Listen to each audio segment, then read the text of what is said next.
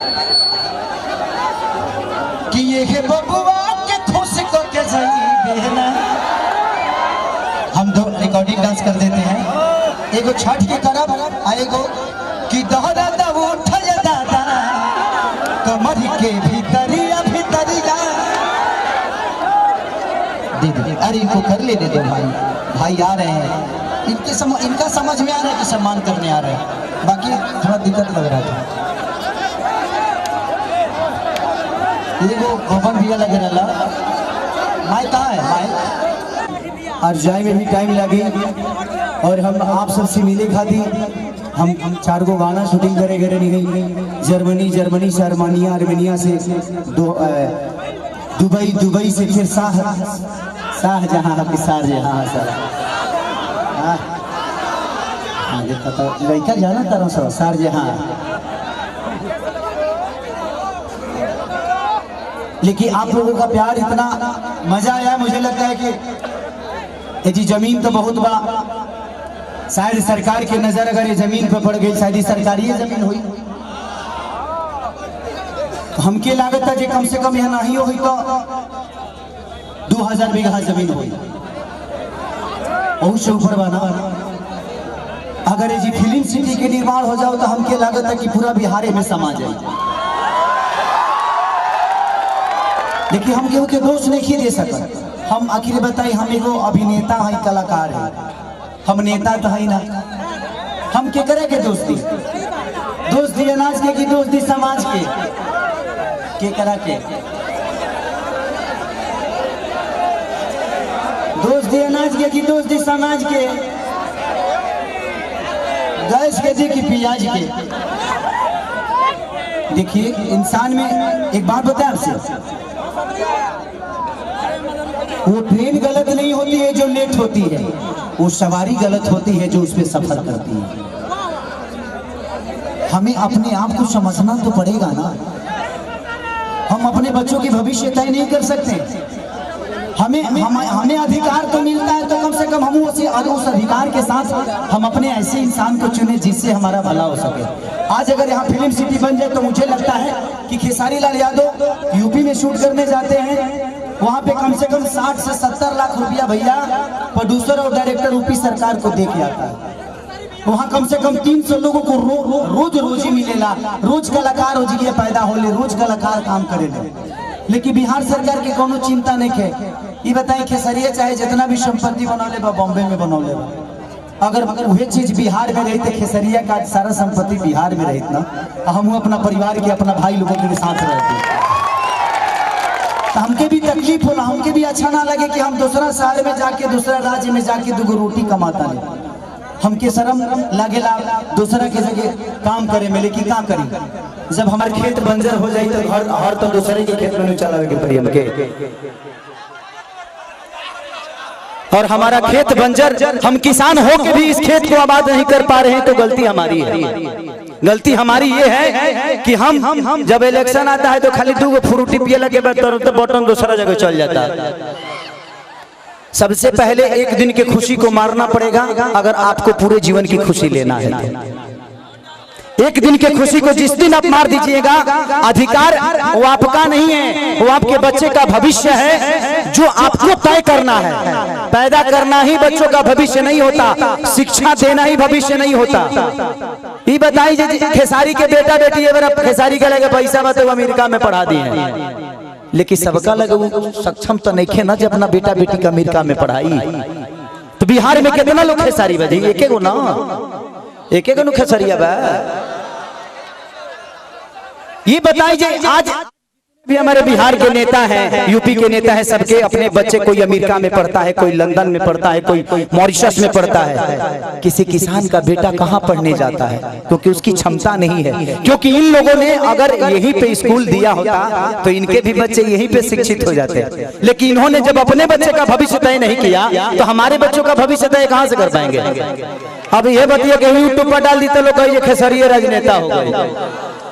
अब हम अपन दुखों ना कह सकिले। अच्छा हम नाजायज बोलते हैं चाचा।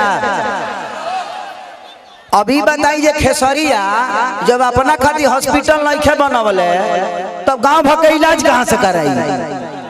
तो जब ये हमारे नेता अपना इलाज कराने के लिए एम्स में जाते हैं, हमारे नेता अपना इलाज कराने के लिए बॉम्बे जाते हैं, विदेश जाते हैं, तो ये बताइए जब ये अपने इलाज के लिए अस्पताल नहीं खुलवाए तो हमारे इलाज के लिए कहां से खुलवा पाएंगे। मेरी उम्र आज 28 से 30 वर्ष की हो गई। 30 वर्ष से हो सकता है 5 वर्ष बाद मुझे होश आ गया होगा। 25 वर्ष से तो ऐसा ही देख रहा हूँ कि हमारा बिहार में बदलाव कुछ नहीं हुआ है। दारू बंद हुआ है तब वो मिलिए रहा है। इसमें दोस्त हम सरकार को नहीं देंगे, क्योंकि हमारे पास रोजी नहीं है। हम अपनी रोजी ढूंढते हैं, वो चाहे हमें नशा में मिले या बुराई करके मिले या किसी का मर्डर करके मिले। हमारे पास अगर रोजी होती, हमारे पास काम होता, हमारे पास किसी का विश्वास होता, तो शायद आज हम भी बेकार नहीं होते। किसी फैक्ट्री में अपने ही जिला में, अपने ही गृह जिला में, अपने ही घर में काम करते।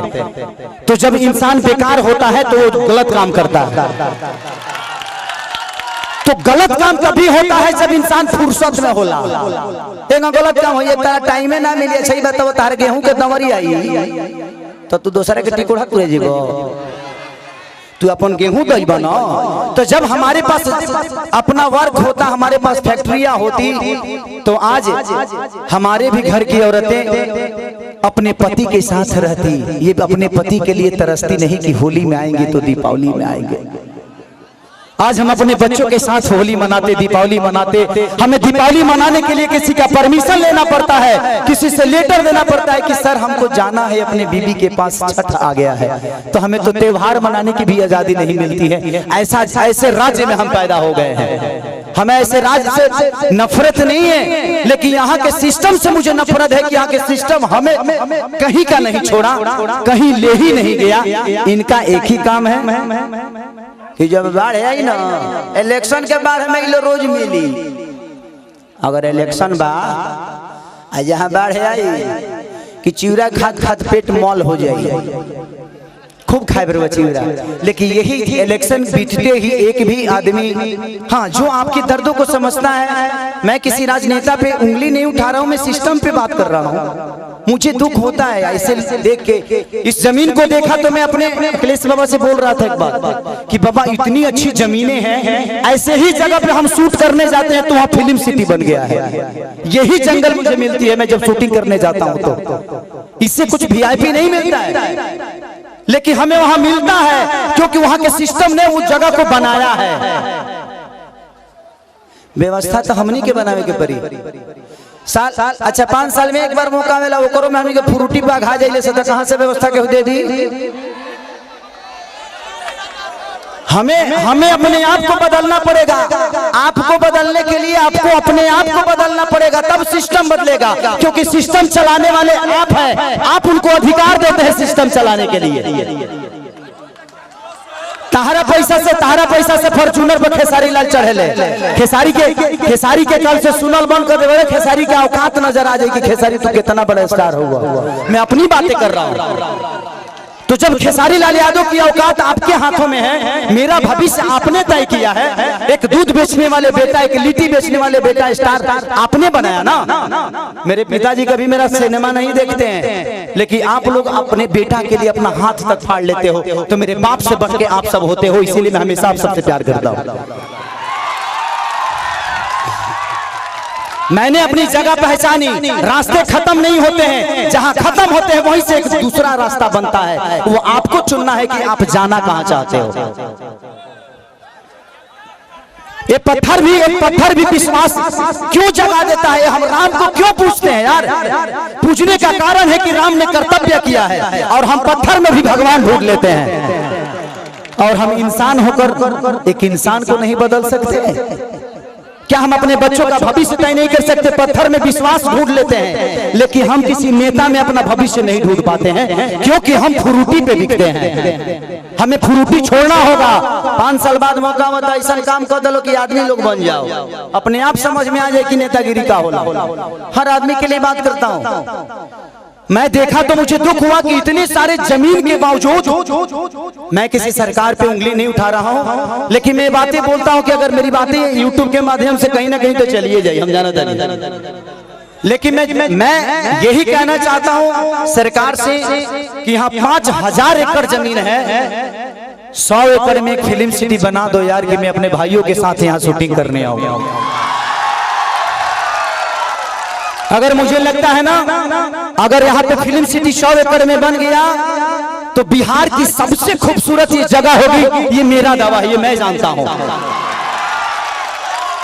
और पूरी दुनिया यहाँ पे आएगी शूटिंग करने, चाहे वो सलमान खान हो, अमिताभ बच्चन हो या अक्षय कुमार हो। खेसरिया के तक घर है तो झड़ो फिरे खाती चल रही। हमार तो बतिए हटा दे, हम तो घर के बेटा हैं, ये जमीन के उपजल एगो अनाज है।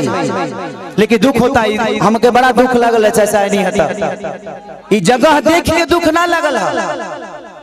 इतना सुंदर जगह बाने ओकरा बावजूदो हमनी के अपना जमीन पर फसल नहीं किस उगा पावत। ई हमनी के ब्रह्मणा बा, हमनी के कितना तकलीफ में बानी जा। अरे आप पिता हैं, क्या कहूँ?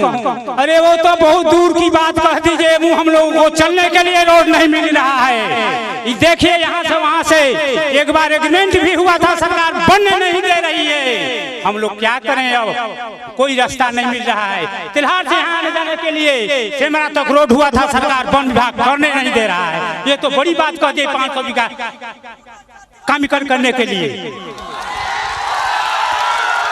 एक बात बताई, हम बहुत गरीब परिवार के बेटे लगे 50-100 करोड़ 200 करोड़ रुपया नहीं थे, लेकिन भगवान अगर हमके बहुत बड़ा जहिया बना दी है ना, हम वादा करते नहीं। हम ऐसे वादा करके देखे हम नेता ना है, हमके वोट नहीं खेले बेके और वो लोग बिना आशीर्वाद दिले हमारे खाती बहुत बात।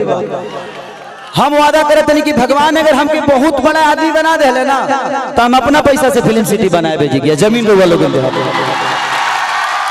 इसलिए इतना नीमन जगह हम साउथ में, अभी साउथ के सिनेमा करके नहीं है, इतना नीमन जगह हमके साउथ में ना मिला।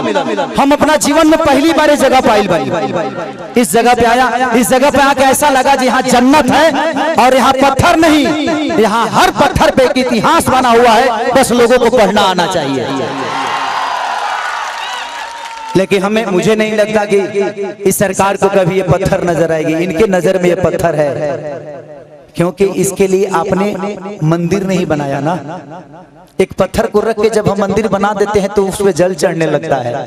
आज इस पत्थर पे आप मंदिर बना दीजिए, देखिए सारे भक्त जल चढ़ाना शुरू करेंगे और ये हमारे लिए मंदिर नहीं, भगवान का मूर्ति बन जाएगा यही पत्थर। लेकिन सरकार के नजर में एक मामूली ये पत्थर है, लेकिन वो मंदिर बना दे तो शायद ये पूजनीय हो जाए, लेकिन शायद ये लोग नहीं बना पाएंगे। हम 30 साल से तो यही बोलते आ रहे हैं, लेकिन लोगों को लगता है कि मैं राजनीति करने लगता हूँ। मन करना चाहिए, हमारा 25 साल 30 साल हम हीरो में ठीक बनी, नेता बन जब तो कहीं सटे के मिली हो, वही तो हर जगह देखे बात कोनो फोटो नहीं खींचो है ना। अभी बताओ जो हैंगा धोइयो लेते तो केहू कुछ बोले वाला नहीं खलो, ऐसे हमारा नेता नहीं बने। हमको कुर्सी नहीं चाहिए, हमको कुर्सी पे बैठने वाले वो लोग चाहिए जो मैं चाहता हूं कि हर आदमी एक घर में नेता है। आप अपने घर को चलाते हैं तो आप नेता ही तो हैं। आप अपने घर को चलाते हैं, आप 6 आदमी को चलाते हैं, यहाँ 12 करोड़ जनता को मुख्यमंत्री चलाते हैं, तो उनको पावर दिए है तब ना। तो इसीलिए मैं चाहता हूं कि आप लोग अपना भविष्य तय करिए। इस जगह से मुझे बहुत प्यार हुआ बबन भैया, मैं आज अपने चाचा के पुण्यतिथि में आके बहुत मैंने इतना गर्व महसूस करे थे कि क्या बताई, भगवान हमके इतना तू बड़का बना देना कि हम यही जी बंगला लेके अपना मेहरुआ के संग रोज जूहू चौपाटी घूमे। इतना बढ़िया है जिगिया, नदी बहता है, जूहू चौपाटी बन जाते जिगिया, हर आदमी ठेला लगा के रोज 500 रुपया कमा के जाए। लेकिन क्या चिरकुट बड़ा से के बुझा था। कोई बात नहीं, थैंक यू सो मच कि आप लोगों ने इतना प्यार। अतनी हो छठ से हमने चाहत नहीं कि छठ के बजा दो, अतनी हमने के बढ़िया से सब लोग झोल ली ना, छठ के माहौल चलता आ गई।